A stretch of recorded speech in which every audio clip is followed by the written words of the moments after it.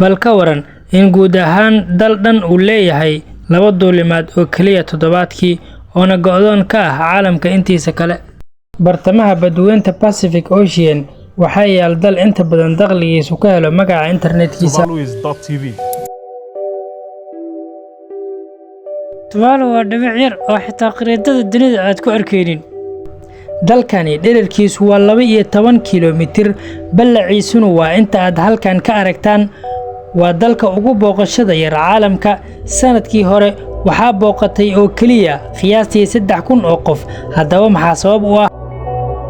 inkastoo uu yahay dal visa free ah oo marka aad gelayso wax visa aad u baahneen, haddana tirada dalxiisayaasha aad bay u yar tahay.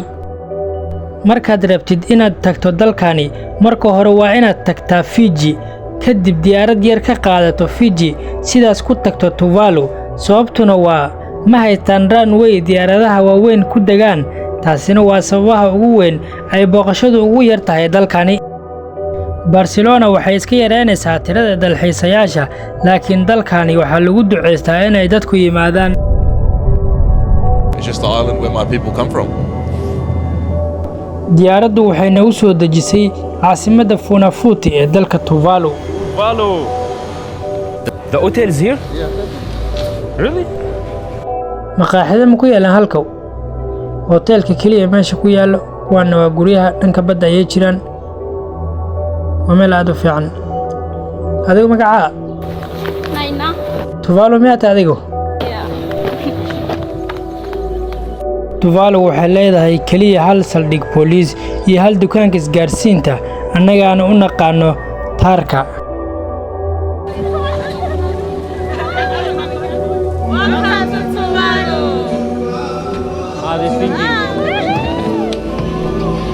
waa dal ay ku nool yihiin 11,000 oo qof kaliya.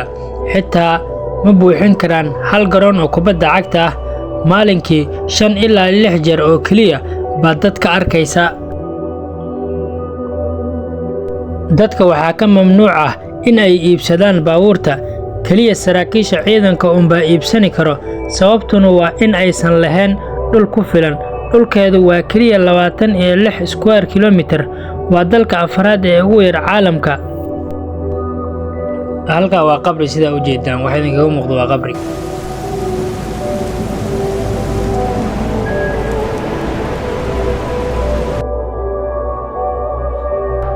waxaa la filayaa in 30 ilaa 40 sano ee soo socoto ay jasiiradani biyaha laqaan. We are sinking, but so is everyone else.